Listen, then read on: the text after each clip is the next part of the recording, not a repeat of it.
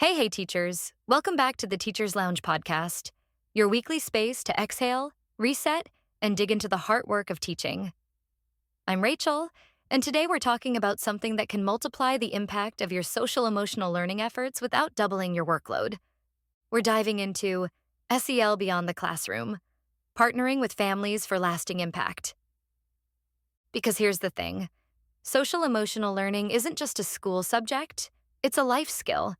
And like any life skill, it sticks best when it's practiced consistently in all the environments a child moves through. That means school and home. The challenge? A lot of parents want to support SEL but feel unsure of how to do it. They didn't grow up with explicit lessons on emotional regulation, empathy, or resilience. Sometimes the language and strategies we use at school are brand new to them. So today, we're going to break down how we can bridge that gap. How to communicate SEL concepts to families in a way that's accessible, non-intimidating, and even fun. We'll talk about take-home SEL activities, hosting family workshops, and using newsletters to keep everyone on the same page. And I'll share a couple of real stories where school-home collaboration completely transformed a student's social-emotional growth. Why now? Research backs up what we see every day in classrooms. SEL works best when it's reinforced at home. A meta-analysis published in Child Development found that SEL programs were significantly more effective when families were involved, leading to higher gains in both social skills and academic achievement, as well as reductions in behavioral issues. And in the 2022 CASEL state scan, schools that had formal family engagement strategies around SEL reported stronger student outcomes and more positive school climates. The problem is, parents aren't always sure how to participate. Not because they don't care, but because no one has given them the tools. And honestly, it's our job to make those tools simple, clear, and inviting. Step 1. Communicate SEL concepts. Clearly, one mistake we sometimes make is using too much teacher talk when explaining SEL to families. We throw around terms like self-regulation, metacognition, and restorative practices. But if we want parents to truly understand, we need to translate that into everyday language. For example, instead of saying, "We're focusing on emotional regulation strategies," you might say, "We're helping students learn ways to calm down when they're upset so they can make good decisions." Keep it short, concrete, and always link it to real-life benefits.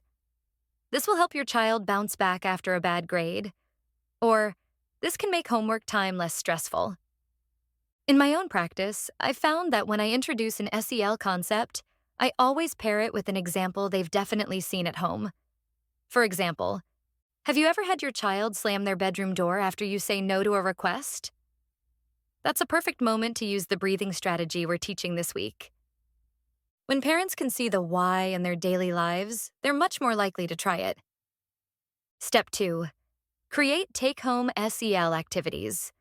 Now, I know the words take-home activity can make teachers twitch because the last thing we want to do is add busy work.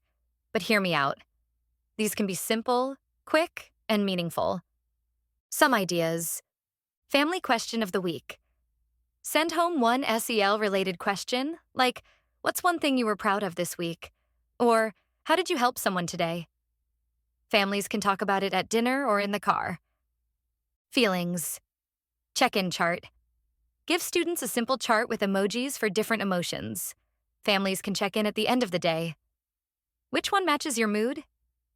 This normalizes emotional expression. Gratitude.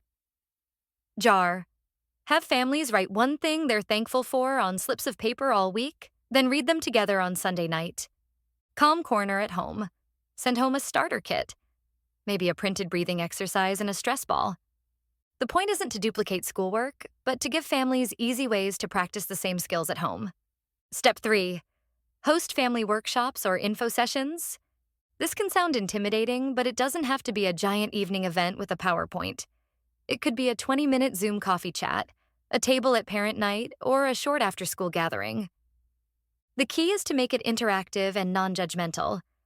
Instead of lecturing about what parents should do, frame it as, "Here are some tools we're using in class that you might find helpful at home."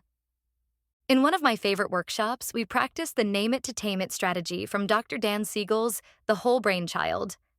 Parents role-played situations where their child was upset, and they learned how simply naming the emotion, "I see you're feeling frustrated," could actually help calm the brain's fight or flight response. It was amazing to see parents' faces when they realized this works on adults too. Step 4. Use newsletters and videos. Not every parent can attend a workshop, so find ways to drip SEL tips into your existing communication channels. I've seen teachers do a SEL spotlight in their monthly newsletter. One skill, one short explanation, one example of how to use it at home. And if you're feeling brave, record a quick 1-minute video.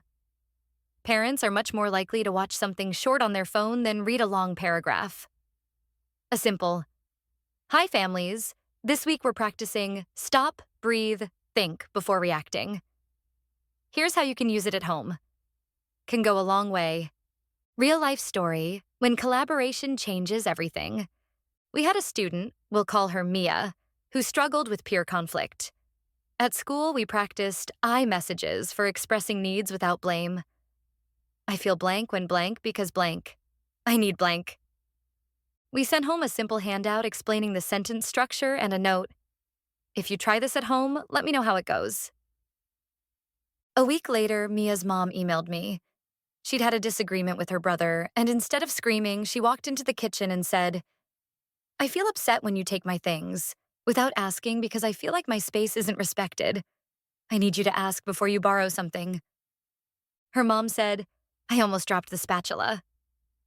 That one moment, it stuck, not because of me alone, but because school and home spoke the same SEL language. Why this matters long term. The benefits of involving families in SEL aren't just about smoother classroom management. They're about life trajectories. According to the Harvard Graduate School of Education's Making Caring Common project, kids who consistently practice SEL skills both at school and home are more likely to have better relationships, higher resilience, and even stronger job readiness as adults. Because when emotional intelligence becomes part of everyday life, it stops being a lesson and becomes a habit. Reflection moment. So think about it. What's one SEL skill you're teaching right now that could be reinforced at home? How could you share it with families in a way that feels doable, not daunting? And what's one small step you can take this month to make SEL a school-home partnership instead of a school-only project? Remember, you're not asking families to become SEL experts. You're inviting them to join you in giving kids the emotional toolkit they need for life. If this episode gave you an idea you can try tomorrow, would you share it with a fellow teacher or even your school counselor? The more we align school and home SEL language, the stronger our impact will be.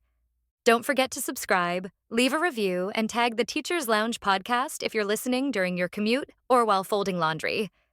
Until next time, I'm Rachel, reminding you, when it comes to SEL, we're not just growing students.